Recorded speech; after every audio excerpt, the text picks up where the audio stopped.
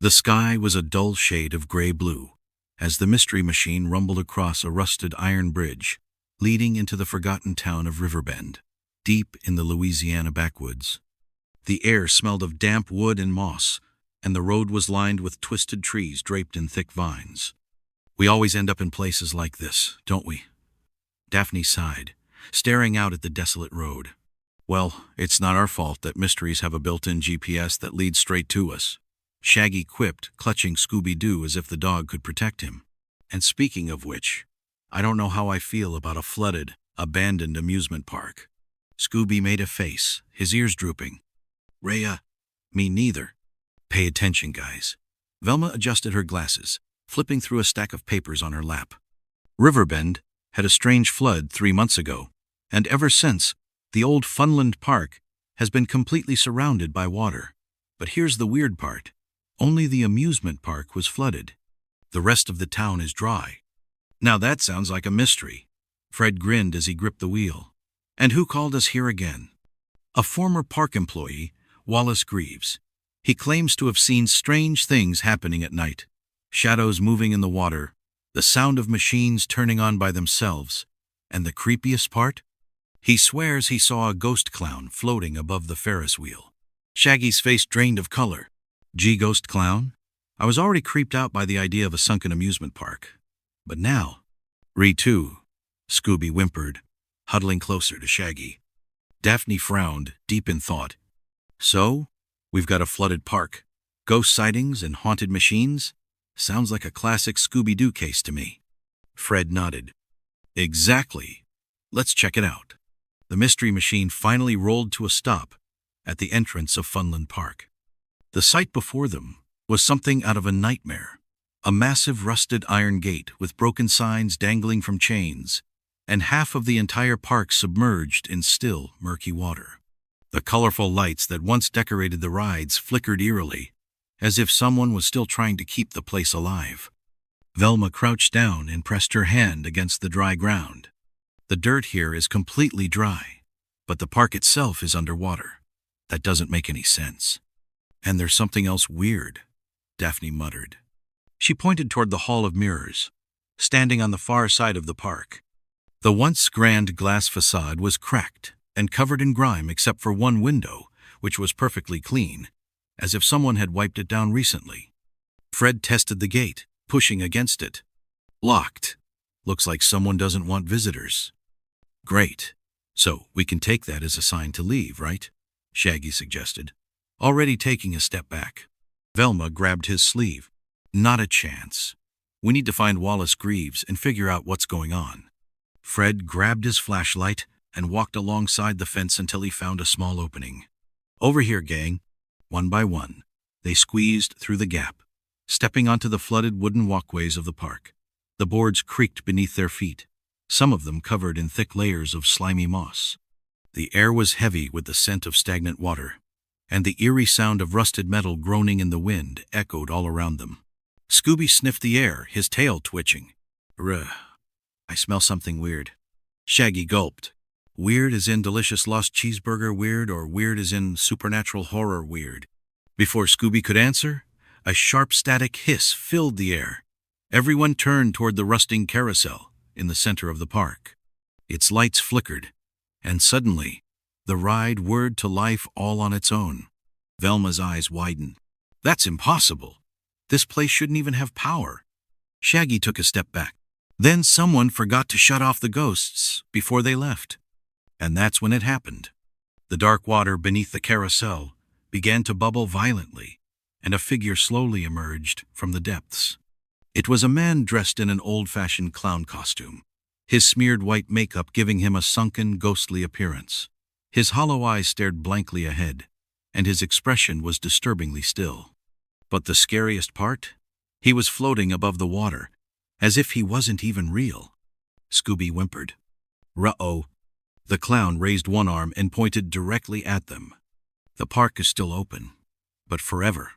And then, with a flash of blinding light, he vanished. The only thing left behind was the rippling water, and the eerie sound of a distorted laugh, fading into the distance. Shaggy clung to Scooby, trembling. "Gang, Can we go back to solving train and mansion mysteries now? The eerie silence left behind after the ghost clown's disappearance was broken only by the distant sound of water rippling and the occasional groan of rusted metal. The gang stood frozen in place, the tension in the air thick enough to cut with a knife. I wasn't the only one who saw that, right? Shaggy stammered, still clutching Scooby-Doo like a lifeline. Definitely not. Velma adjusted her glasses, trying to keep her voice steady. That was unusual. Fred scanned the area, his mind already racing through possible explanations. It could have been a projection. Maybe someone's using lights and mist to create the illusion. Daphne pointed at the dark water still rippling beneath the carousel. If it were a projection, it wouldn't have made the water move. Something was actually there. Scooby sniffed the air again, his ears twitching. I don't like this place. Shaggy frantically nodded. Dude, neither do I. Let's get out of here before this park decides to offer us a haunted roller coaster ride. Before anyone could respond, a distant bell rang 3 times. The gang stiffened. Daphne turned toward Fred. Was that part of the park? Fred frowned, shaking his head. I don't remember any bells here. Velma perked up. It must be Wallace Greaves. Maybe he's trying to signal us.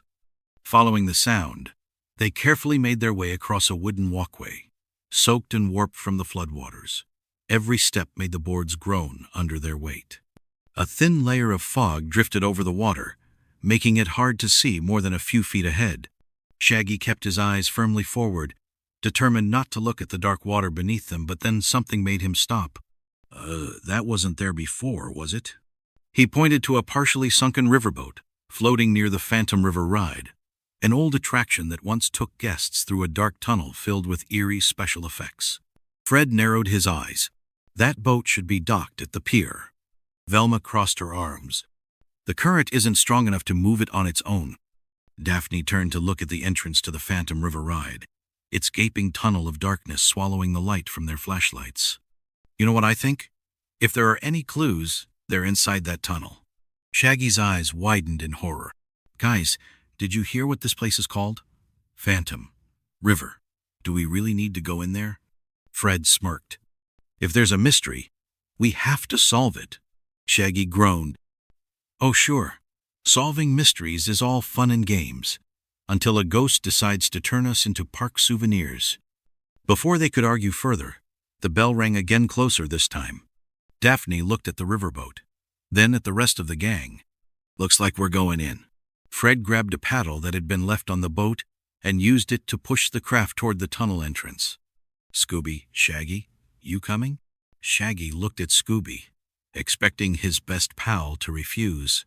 But to his horror, the Great Dane was already climbing into the boat, trying to hide behind Velma. Rhea, I don't want to stay out here. Shaggy sighed in defeat and climbed aboard. It's official. We've lost our minds. With everyone in place, Fred guided the boat forward, drifting into the pitch-black tunnel. The deeper they went, the colder the air became. Then, without warning, the lights inside the tunnel flickered on. That's impossible, Velma whispered. The walls of the tunnel lit up, old projections of shadowy figures flickering against them, creating the illusion that ghostly silhouettes were following the boat. Scooby let out a nervous whimper. I don't like this. Shaggy tried to reassure him. Relax, Scoob. These are just old park effects. Nothing scary about. A haunting laugh suddenly echoed through the tunnel. Not just any laugh, the clown's laugh. The water around the boat started to ripple as something moved beneath the surface. And then, from the shadows ahead, a white figure emerged. The ghost clown. His hollow eyes locked onto them, his makeup smudged into something almost inhuman. In his hands he held a small golden bell, and he rang it 3 times. Then, the boat started sinking. Shaggy screamed. This isn't part of the ride, is it? Creeping through the haunted halls, footsteps echo, shadows crawl. Scooby's trembling knees are weak, but a Scooby snack will do the trick. Scooby-Dooby-Doo, Roo, where are you? Monsters, ghosts, and clues to pursue.